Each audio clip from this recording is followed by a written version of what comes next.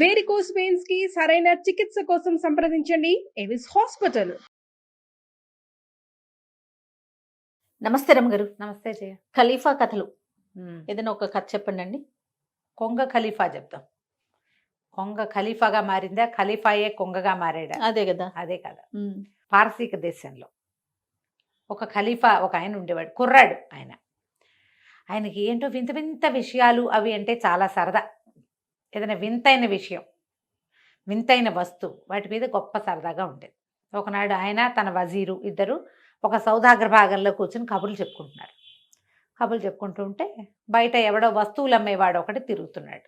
వాడు ఏంటంటే వింత వింత వస్తువులు, వ్యాపారస్తులు ఆ ఊరు నుంచి ఈ ఊరు నుంచి వస్తువులు సేకరించుకొచ్చి ఈ బాగ్దాద్ నగరం, అది దాని పేరు గుర్తు రావట్లేదు ఇందాక నుంచి, బాగ్దాద్ నగరంలో తిరుగుతున్నాడు. ఈయన ఆ పూట ఖలీఫా వజీర్ గారు చాలా సరదాగా మంచి మంచి కబుర్లు చెప్పాడు. చెప్పేసరికల్లా ఈ ఖలీఫాకి ఏమనిపించింది, ఈ వింత వస్తువులు వ్యాపారస్తుడు ఎవడో వస్తున్నాడు, వాడిని కేకేసి వారి దగ్గర నుంచి ఒక మంచి వింతైన వస్తువు ఒకటి కొని వజీర్ గారికి గిఫ్ట్ ఇద్దామనిపించింది. గిఫ్ట్లు బాగా ఇచ్చేవాడు ఆయన. సరే ఆ వ్యాపారస్తుడిని కేకేసుకురండిరా అని పిలిచాడు.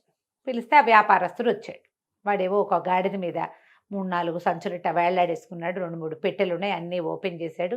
ఏవో మెరిసేవి, గోడకి పెట్టుకునేవి అట్టటివి 2-3 కొన్నాడు. కొంటే సరే అవన్నీ వజీర్కి ఇచ్చాడు. మీ ఇంట్లో పెట్టుకోండి, ఎంతో బాగుందని ఇచ్చాడు. ఇచ్చిన తర్వాత ఏమిటి అన్నీ చూపించాను, ఒకటి ఒకటి చూస్తున్నాడు ఊరికే సరదాకి. ఆయనకు ఆ సరదా ఉన్నట్టు వ్యాపారస్తులకు తెలుసు. అయితే ఏమైంది, ఒక ఇంత బాక్స్ అల్లేం, దాని పక్కన ఒక సొరుగు. అయితే ఆ సొరుగులో ఏముంది అని అడిగాడు ఈయన. సొరుగులో ఆ సొరుగు తీస్తే అందులో ఒక నల్లటి పొడి ఉన్న ఒక డబ్బి, తర్వాత ఏమో ఏదో ఒక మంత్రం రాసి ఉన్న ఒక ఆకు, ఇంత ఆకు, అవి రెండు ఒకదానికొకటి ఇట్ట కట్టున్నాయి.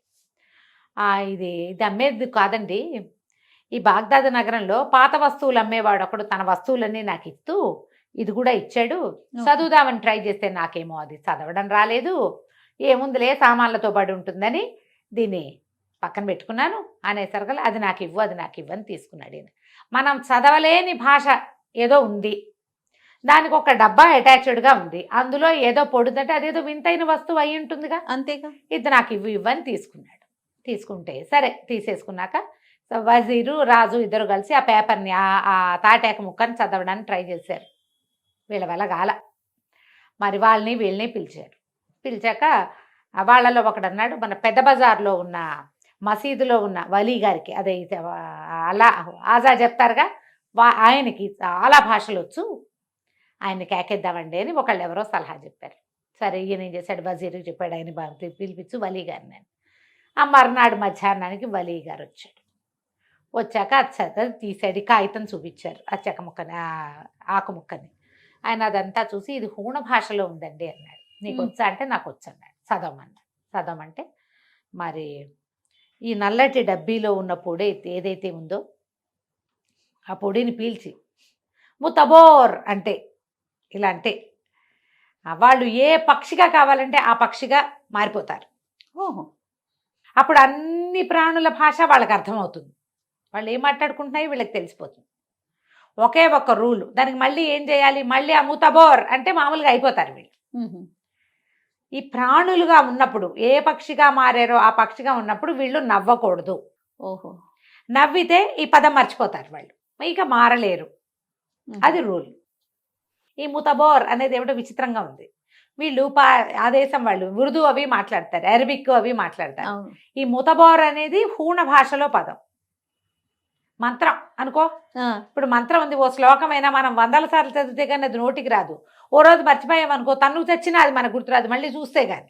అంతేగా. వీళ్ళు సరే ఇదేదో హాయ్ భలే బాగుంది సరేనని ఆ వలీ గారిని పంపించేసి, ఏమండి ఈ మాట ఎవరికి చెప్పద్దు, రహస్యంగా ఒట్టేయండి అని ఆయనతో ఖురాన్ మీద ఒట్టు కూడా వేయించుకుని ఓ 100 నాణ్యాలు ఇచ్చి ఆయన పంపేశారు. పంపేశాక ఇక సరదా పుట్టేసింది. రాజు కుర్రాడు కదా, మరి ఏదైనా ఒక జీవిగా మారిపోయి, ఒక పక్షిగా మారిపోయి మనం మిగిలిన పక్షులు, జీవులు, కప్పలు, మిడతలు ఏం మాట్లాడుకుంటున్నాయో వినాలని పుట్టింది. మళ్ళీ వేరే వాళ్ళని ఇన్ని చేయకూడదు. ఇందులో ఉన్నది ఎవరు, ఒక ముసలి వజీర్ గారు, ఖలీఫా, అంతే, మన ఇద్దరమే చేద్దాం. సరే ఏమనుకున్నారు, ఓ పని చేద్దాం, ఈ పొడి డబ్బాను ఒక చిటికె పట్టుకెళ్దాం. పట్టుకుని వెళ్ళి మనకి చుట్టుపక్కల సరస్సులు ఉన్నాయిగా, ఏదైనా ఒక సరస్సు దగ్గరికి వెళ్తే రకరకాల పక్షులు వస్తాయి. మనకప్పుడు ఏ పక్షిగా మారాలని అనుకుంటే ఆ పక్షిగా మారదాం. అప్పుడు ఏమైంది, మర్నాడు వీళ్ళు ఒక చోటకి బయలుదేరారు. వెళ్తే ఒక పెద్ద సరస్సు. ఆ సరస్సులో అటు ఇటు చూస్తే ఎన్నో రకాల జీవజాలాలు కనపడుతున్నాయి. కానీ వీళ్ళకి ఇంట్రెస్టింగ్గా అనిపించింది ఏం కనపడలే. ఇంతలో ఏమైంది, ఆకాశం నుంచి ఒక కొంగ ఎగురుకుంటూ వస్తాం, కింద ఒక కొంగ నుంచి. అప్పుడు ఎప్పుడు వీళ్ళిద్దరు దాన్నే అబ్జర్వ్ చేస్తుంటే తెలిసింది, ఈ కిందున్న కొంగ ఆ పైన వస్తున్న కొంగకి వెల్కమింగ్గా ఏదో అంటోందని అర్థమైంది. బాగా అర్థం కాదు, వీళ్ళకి అనిపించింది. ఆ పైన ఉండేది కిందకి దిగింది. అప్పుడు వీళ్ళు అనుకున్నారు, అది కరెక్ట్, కొంగల్లాగా మారిపోదాం. వీళ్ళేం మాట్లాడుకుంటున్నారో మనకు తెలుస్తుంది. ఈ రెండు కొంగలు ఏం మాట్లాడుకుంటాయి? ప్రతి వాళ్ళకి ఇలాంటి ఒక క్యూరియాసిటీ ఉంటుంది. మనకు ఎలా ఉంటుందంటే వాళ్ళిద్దరు ఎవరైనా ఇద్దరు అక్కడ నుంచి మాట్లాడుతుంటే వాళ్ళు ఏం మాట్లాడుతున్నారా అనిపిస్తుంది. వీళ్ళకి పక్షుల మీద పుట్టింది. సరే ఏం చేశారు, ఆ డబ్బీలోంచి కొంచెం పొడిని తెచ్చుకుని ఇతను దట్టిలో పెట్టుకొచ్చాడు రాజు. అది చెరుకో చిటికడు తీసుకుని పిలిచి ముతబోర్ అన్నారు. అనగానే రెండు కొంగల్లాగా మారిపోయారు. ఒక పడుచు కొంగ, ఒక ముసలి కొంగ. వీళ్ళిద్దరు పోయి ఆ రెండు కొంగలు ఉన్న దగ్గర నుంచున్నారు. వింటం కోసమే. అలాంటి పిచ్చి వాళ్ళు లేరా ఇప్పుడు? వెళ్ళి అక్కడ నుంచుంటే ఆ కొంగలు రెండు మాట్లాడుకుంటున్నాయి. పలహారం చేసావా, నీకోసం కూడా 2 చేపలు ఉంచమంటావా అని కింద ఉన్న కొంగ అడుగుతోంది. పైన ఉన్న కొంగ అంటుంది, పలహారానికి ఏం లేదు, నిన్ననే తిన్నాను, ఇవాళ నాకు పలహారం లేకపోయినా పర్వాలేదు అని చెప్పింది. అవి వీళ్ళిద్దరూ సంభాషణ వింటున్నారు. మధ్యలో సరదాగా కూడా ఉంది.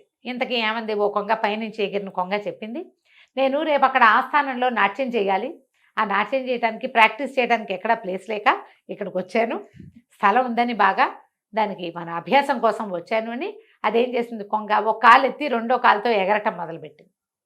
వీళ్ళిద్దరికి పిచ్చ నవ్వొచ్చింది. కొంగ నాట్యం ఏమైనా బాగుంటుందో, దానికి ఇంత పొడుగు కాళ్ళు పుల్లాలాగా కొంగ పైన బాడీ ఉంటుంది, అది ఓ కాలు ఎత్తుతుంది. మనం ఎప్పుడు చూస్తాం ఒక్క కాలు ఎత్తి నుంచున్న కొంగలు కనపడతాయి. వీళ్ళు జపం అనుకుంటున్నాం, ఇది డాన్సా అని వీళ్ళు నవ్వారు.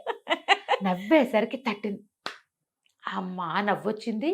ఇప్పుడు మనిషిలా మాత్రమేలాగా, ఓహో ఏదోము నా గుర్తొస్తుంది, అదేమిటో గుర్తురాదు, మాత్రం మర్చిపోయారు. గోవింద మర్చిపోయారు. ఇప్పుడు ఏం చేయాలో తెలియలా. రెండు కొంగలు అటు ఇటు తిరిగినాయి. ఎంతకీ గుర్తురాదు. కొంగ రూపంలో ఉన్నప్పుడు మంత్రం చెప్పగలరు కానీ చదవలేరు. పైగా మంత్రం చదువుదామంటే రాజుగారిగా ఉన్నప్పుడు బట్టల్లో ఉన్న దట్టిలో ఉంది, ఇప్పుడు బట్టలు లేవు, దట్టి ఎక్కడ చూస్తారు. ఇద్దరు తెల్ల మహాలు వేసుకుని కొంగ మహాలు వేసుకుని నుంచున్నారు. బాగా ఆలోచించారు, చూద్దాం ఆ స్థానానికి వెళ్తే ఏదైనా దొరుకుతుందేమోనని. ఏదో ఒకటి చేయాలిగా. సరే ఏదైనా తిందాం, ఆకలిస్తుంది. కప్పల్ని చేపల్ని తినటం చేత కావటం లేదు, నచ్చట్లేదు. పళ్ళు తిందామంటే ఇంత పొడుగు ముక్కేసుకుని పళ్ళు గిళ్ళు తినలేరు, ఆకలి మాడిపోతుంది. ఊళ్ళోకి వెళ్ళి చూద్దాం అనుకున్నారు. ఇద్దరు ఎగురుకుంటూ వచ్చారు. ఎగురుకుంటూ వస్తే ఏమైంది, అక్కడ ఒక రోజు గడిచిపోయింది. వీళ్ళు ఇక్కడే పడి ఏడుస్తున్నారు. ఆ ఊరంతా ఏమిటో గానా వజానా నడుస్తుంది. ఎర్రటి దుస్తులు వేసుకున్న వాళ్ళు వెళ్తున్నారు ఊరేగింపుగా. జనరల్గా ఈ ఊరేగింపులు ఎప్పుడు జరుగుతాయి, రాజుగారు ఊరేగింపుకి వచ్చినప్పుడు. మనమేమో ఇక్కడున్న కొంగ వేషంలో. అదే కదా. వీడు ఎవరు వెళ్తున్నారు ఊరేగింపుగా చూసేసరికల్లా ఏమిటి, కొత్త ఖలీఫా మీర్జా గారికి జిందాబాద్ అంటున్నారు. ఇప్పుడు వీళ్ళకి అర్థమైంది, అయ్యో రామా, వాడెవడో మాంత్రికుడు అయి ఉంటాడు, మనకి తెలియలా. ఇవి మనకిచ్చి మన పిచ్చలోకి మనని నెట్టి వాడు రాజైపోయాడు. వాడు ఎట్టా రాజు అయ్యాడో వీళ్ళకి తెలియలా. కొంగ భాషలో ఇవి ఎంత అరిచినా వాడు ఎవరికి అర్థం కాదు కదా. పైగా కొంగలు కనపడితే కొట్టుకుని తింటారు జనం. అంతే. పరిగెత్తుకుంటూ ఆస్థానం వైపుకు వెళ్తే రాజుగారు ఊరేగింపుకు వస్తున్నాడు. జల్తారు బట్టల్లో, ఎర్రటి బట్టలు వాడును. వీళ్ళకి ఏం చేయాలో తెలియలేదు. ఎట్లా ఈ రూపాలు మారటం అర్థం కాలేదు, ఏం చెయ్యాలో తెలియలే. అయితే ఏం గుర్తొచ్చింది, పూర్వం ఒక మాంత్రికుడు ఒకడు వచ్చాడు పూర్వకాలంలో. వాడు మనకి ఆస్థాన మాంత్రికుడుగా ఉంటానని అదని కొంచెం అడిగాడు కూడా. అప్పుడు సాధ్యపడలేదు. వాడే ఏమైనా ఇది ఎత్తాడేమో అనిపించింది. ఎక్కడ పట్టుకుంటారు వాడిని, ఏం చెయ్యాలి? వ్యాపారస్తుడు అమ్మినవాడు ఎవడో తెలియదు, అమ్మినవాడే మాంత్రికుడు అయి ఉండొచ్చు మొదటిది, లేదా ఆ అమ్మిన వాడిని మాంత్రికుడే పంపించుండొచ్చు. ఏం చెయ్యాలో తెలియలా. ఇక ఎగరటం మొదలుపెట్టారు. ఈ ఖలీఫా అన్నాడు, ఓ పని చేద్దాం, ఈ మాంత్రికుడే ఈ మాయలో ఇరికిచ్చాడు, మనం మహమ్మద్ ప్రవక్త సమాధిని చూద్దాం వెళ్ళి. ఆయన చూస్తే ఈ మర్చిపోయిన పదం ఏంటో మనకు గుర్తొస్తుందేమో. అదంతేగా మనం కూడా ఏదైనా శాపగ్రస్తులం అయితే దేవాలయాలకు వెళ్ళాలనుకుంటాం. వాళ్ళు కూడా వాళ్ళ దేవాలయానికి వెళ్దాం అనుకున్నారు. సరే ఈ మక్కా వైపుకి ఎగరటం మొదలుపెట్టారు ఇద్దరు. వీళ్ళు కొంగలు కొత్తగా అయ్యారు, వీళ్ళకి ఎగరటం పెట్ట వస్తుంది. కాదు రమ్మగారు, మారినప్పుడు మళ్ళీ ఆ లక్షణాలన్నీ రావాలి కదా. వస్తాయి, అన్నీ రావు. ఎగరటం వచ్చింది, బాగా ఎగరటానికి ప్రాక్టీస్ లేదు. ఓకే. కొంత దూరం ఎగిరేసారు కల్లా ఈ ముసలివాడైన వజీర్ బాబు నా వల్ల కావట్లేదండి, కాళ్ళు పీకేస్తున్నాయి, రెక్కలు లాగేస్తున్నాయి, దిగుదాము, రెస్ట్ తీసుకుని మళ్ళీ వెళ్దాం, ఇప్పుడు పోయింది ఏముంది, మన మహమ్మద్ ప్రవక్త గారి మసీద్ చూశాక మనం రాజు అయిపోయాము, రాజు మంత్రి అయిపోయామంటే ఆటోమేటిక్గా మన రాజ్యం మనకు వచ్చేస్తుంది. ఓకే. 2 రోజులు ఆలస్యం అయితే అయ్యింది అని చెప్పి ఎక్కడైనా దిగుదాం అనుకున్నారు. తీరా చూస్తే కింద చూస్తే ఒక శిథిల గృహం ఒకటి కనపడుతోంది. ఇదేదో బాగుందనుకుని దిగారా? దిగారు. ఇందులో ఉండొచ్చు, ఈ చెట్ల మీద ఉండటం అది మనకి రాదు, తెలియదు పాపం. అదే ప్రధానంగా ఆ శిథిల గృహంలోకి దిగారు. అంతా పాడుపడిపోయినట్టుంది కానీ లోపల గదులు బాగున్నాయి. ఆ గదుల మధ్యలో నుంచి లోపలికి నడుచుకుంటూ పోయారు. ఆహారం ఏమైనా దొరుకుతుందో లేదో తెలీదు, ఏం తినాలో వీళ్ళకి తెలీదు. చేపలు కప్పలు తినటం రాదు, పళ్ళు తినటం కుదరదు, ఆకలికి చచ్చిపోతున్నారు, బక్కచిక్కిపోయారు అప్పుడే 2-3 రోజుల్లో వీళ్ళు. సరే వీళ్ళు లోపలికి వెళ్తే లోపల ఒక తలుపు దగ్గర ఒక గది తలుపేసి ఒక గుడ్ల గూబ కనపడింది. ఆ గుడ్ల గూబ వలవలా ఏడుస్తుంది, దేవుడా నన్ను ఎవరైనా రక్షించండి అంటుంది. ఎవరు నువ్వు ఏమిటి అనేసరికల్లా గుడ్ల గూబ అంది, నా శాప విమోచనం కోసం చూస్తున్నాను, ఎవరైనా నన్ను పెళ్లి చేసుకోవాలి, నాకు అప్పుడే శాప విమోచనం అవుతుంది అని చెప్పింది. చెప్పేసరికల్లా వీళ్ళు తెల్లబోయారు. కానీ అది వీళ్ళని గుర్తుపట్టేసింది. మీరు పక్షులు కాదు కదా బేసిక్గా అని అడిగింది. పక్షులు కాదు, మేము ఖలీఫా అండ్ వజీరు, మేమేమో ఇలా అయ్యాం, ఏదో మంత్రం అదేమిటో మర్చిపోయాము అనేసరికల్లా పక్కపక్క నవ్వింది గుట్టగుబ్బ. మీరు రావాల్సిన చోటుకే వచ్చారు, నా కథ వినండి అని చెప్పింది. ఇది ఈ ఈ పక్షి ఈ ఒక రాజకుమార్తె, రాబందు కాదు గుడ్లగూబ సారీ, ఒక రాజకుమార్తె. అయితే ఒక మాంత్రికుడు తన కొడుకైన మీర్జాకి నన్ను ఇచ్చి పెళ్లి చేయమని మా నాన్నని అడిగాడు. మీర్జా గాడి మొహం అద్దంలో చూసుకోమన్నా నేను. అందుకని ఆ మాంత్రికుడు నన్ను గుడ్లగూబగా మార్చేసి ఈ శిథిల గృహాల్లో పడేశాడు. మరి నువ్వు ఎట్లా మామూలు మనిషి అవుతావు అని అడిగారు వీళ్ళు. మామూలు మనిషి అవ్వడానికి ఏముంది, ఎవరైనా నన్ను గుడ్లగూబగానే పెళ్లి చేసుకుంటే నీకు మహాందగత్వని, నీకు ఇది పొగరు, గుడ్లగూబ అయిపోమన్నాడు. ఎవరైనా నన్ను గుడ్లగూబగా పెళ్లి చేసుకుంటామంటే అప్పుడు నా శాప విమోచనం, లేకపోతే నేను ఇంతే, నేను ఇలాగే ఉంటా. అయితే ఈ మాంత్రికుడు ప్రతి పౌర్ణమి నాడు వీళ్ళు ఈ శిథిల గృహానికి చేరతారు. వాడు ఒకడే కాదు, వాడు అనుచరులందరూ వస్తారు, బోళ్ళంతమంది ఉంటారు. ప్రతి వాళ్ళు తాము ఏం పాపం చేశారో చెప్పుకుంటారు. ఇప్పుడు ఎవరెవరిని మోసం చేసాం, మాయలో ఎవరిని ముంచాము అనేది మాట్లాడుకుంటారు. ఆ మాటల్లో మీరు ఏ మంత్రాన్ని మీరు మరి వీళ్ళకి ముతబోరు గుర్తొస్తాయి కానీ మామూలు రూపాలు రావు. అవునులే. నల్లటి పొడి మొదట పీల్చాలి, రెండోసారి రూపం నుంచి బయటకు రాని ముతబోర్ అంటే సరిపోతుంది. అదేం గుర్తు రావటంలా. మీకు తెలిసి ఆ మంత్రం ఏదైనా ఇక్కడ గనక వినపడితే మీ పని అవుతుంది. కాబట్టి మీ అదృష్టం కొద్దీ ఇవాళే పౌర్ణమి, ఇప్పుడు చీకటి పడుతుంది, అర్ధరాత్రి అయ్యేసరికి వాళ్ళంతా వస్తారని చెప్పింది. చెప్పంగానే ఖలీఫా అన్నాడు ఎగిరి గంతేసి, అబ్బో ఎంతో బాగుంది, మమ్మల్ని అక్కడ తీసుకెళ్ళవా అన్నాడు. అప్పుడే అయ్యిందా, మీ ఇద్దరిలో ఎవరో ఒకళ్ళు నన్ను పెళ్లి చేసుకుంటామని మాట ఇవ్వండి ముందని అనగానే ఈ రాజుగారు ఖలీఫా అన్నాడు, ఎంతో బాగుందండి అని వజీర్ గారిని, ఈ అమ్మాయిని పెళ్లి చేసుకోండి మీరు, ఈ గుడ్లగూబని అనగానే వజీర్ అన్నాడు, ఇంకా నయం, మా ఆవిడ గుడ్లు పీకేస్తుందండి, మా ఆవిడ ఒప్పుకోదు. మామూలుగా మన జాతిలో 4 పెళ్ళిళ్ళు ఒప్పుకున్నప్పటికీ మా ఆవిడ భయాన్ని నేను దాని ఒక్కదానితోటే ఉంటున్నాను, పైగా నేను పెద్దవాడిని, నేనెట్టా పెళ్లి చేసుకుంటాను, మీకు ఎటాగూ పెళ్ళి అవ్వలేదు కదా, మీరు చేసుకోండి అనగానే ఖలీఫా అన్నాడు, చేసుకోవచ్చు అనుకో, కానీ ఆవిడ ఎంత అందగతో ఏం వయసుదో, రాజుగారి అమ్మాయిలందరూ 16 ఏళ్ల బాలాకుమారులు, ఎవరు 50 ఏళ్ల రాజకుమార్తె పెళ్లి కానిది కూడా మన జాతిలో ఉండొచ్చు. ఓహో. అప్పుడు ఈ 50 ఏళ్ల కురూపి నా పెళ్ళమైతే నేనేం చేయాలి అనేసరికి ఈయన వజీరు, ఏమైనా సరే మీరు పెళ్లి చేసుకోవాలి, మీరే చేసుకోవాలి, నేను చచ్చినే చేసుకోను అని గట్టిగా పట్టేశాడు పట్టుదల.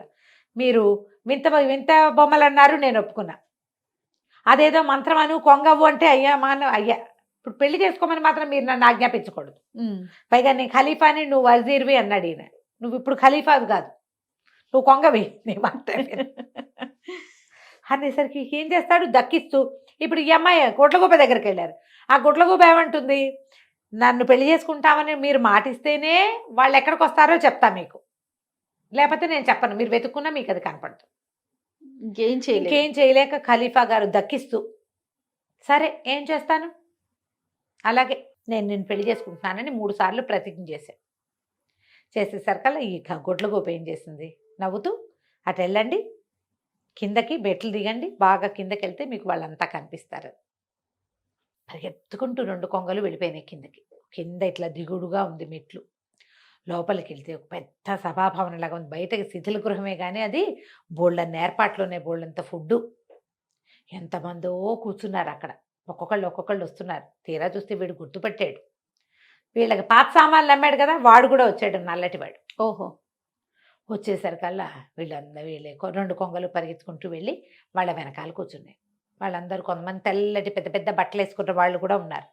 ఆ తెల్ల బట్టల వెనకాల దాక్కుని కొంగలు 2 చెరుకో పక్కన మోహరించి కూర్చునేసరికల్లా వాళ్ళలో ఒకళ్ళు చెప్తున్నారు, నువ్వేం చేసావంటే, ఈ వారంలో నేను చేసింది ఏంటంటే, ఖలీఫాకి వాడి వజీర్కి నేను నల్లపొడి తాటాకు అమ్మేశాను. నేను అమ్మేయటం వల్ల మీర్జా రాజు అయిపోయాడు, మీర్జా ఖలీఫా అయిపోయాడు. రాజేమో ఏ పక్షిగా మారాడో, వాడి బతుకు ఏమైపోయిందో, వాడికి వెళ్ళిపోయాడు, ఖలీఫా ఇక్కడ లేడు అని చెప్పి, ఏం చెప్పావురా, ఏం భాషలో రాసావురా అని అందరు అడిగారు. అడిగితే ఏముంది, ఆ ఊళ్ళో చదివే వాళ్ళు ఎవరు లేరు, ఓన్లీ పెద్ద మసీదులో ఉన్న వలీ ఒక్కడే చదవగలడు, అదొక్కటి హూణ భాషలో రాశాను. ఎవరైతే ఈ నల్లటి పొడి పీల్చి మూతబోర్ అంటారో వాళ్ళు కావలసిన పక్షిగా మారిపోతారని రాశాను. ఆ రాజుగారు అది చదివించుకుని ఉంటాడు, ఆ వలీని తెప్పించి వాడి పని అయిపోయింది అనగానే వీళ్ళకి వెంటనే గుర్తొచ్చేసా మూతబోర్. ఇద్దరు పరిగెత్తుకుంటూ పైకి వెళ్ళిపోయి ఆ శిథిల భవనంలో నుంచి బయటపడి మూతబోర్ అని గట్టిగా అరిచారు. ఆరవంగానే ఏముంది, ఖలీఫాగాను అమ్మాయి ఈయన వజీర్ గాను మారిపోయారు. మారిపోయేసరికల్లా ఒకళ్ళ మొహాలు ఒకళ్ళు చూసుకున్నారు, బట్టలు చూసుకున్నారు. ఆహా వచ్చేసాం, అమ్మయ్య ఇంకెప్పుడు వింత వస్తువుల జోలికి వెళ్ళకూడదు అనుకుంటూ వెనక్కి తిరిగేసరికల్లా వెనకాల ఒక మహాసౌందర్యవతైన అమ్మాయి ఒకటి నుంచుంది. ఈ అమ్మాయి ఎవరు, ఏ మాయ మంత్రం, హడిలు చచ్చారు వీళ్ళు. మళ్ళీ మాంత్రికురాలు వచ్చిందని, నువ్వెవరో మాకు తెలియదు అన్నారు. ఎందుకు తెలీదు, నన్ను పెళ్లి చేసుకుంటానని మాట ఇచ్చావు కదా. నువ్వు అనగానే ఖలీఫా ఆశ్చర్యపడి, నువ్వే నా గుడ్లగూబ అన్నాడు. నేనే గుడ్లగూబని, పదండి ఇక్కడి నుంచి వెళ్ళిపోదామని చెప్పి ఆ గుడ్లగూబ అమ్మాయిగా మారిపోయిన యువరాణిని చేత్తో పుచ్చుకొని వీళ్ళు 3 అక్కడి నుంచి నడిచెళ్ళి ఓ పల్లెటూరు చేరి, అక్కడ ఖలీఫా ఉంగరం ఉంటుంది, ఆ ఉంగరం మొత్తం వాళ్ళ రాజ్యం అంతా చెల్లుతుంది. అక్కడ గ్రామాధికారి అరేంజ్ చేసిన బండెక్కి రాజ్యానికి వెళ్ళిపోయారు, బాగ్దాద్ నగరానికి వెళ్ళిపోయి ఆ మీర్జాని దించేశారు.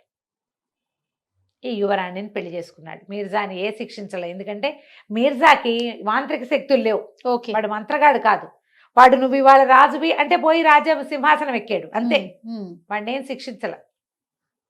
ఆ మాంత్రికుడు వాళ్ళని మాత్రం అక్కడే వదిలిపెట్టేశారు. అక్కడి నుంచి ఏం చేశారంటే, వింత వస్తువులు అమ్మే వాళ్ళని బాగ్దాద్ నగరంలోకి రానివ్వకూడదు అని డిసైడ్ చేసేశారు.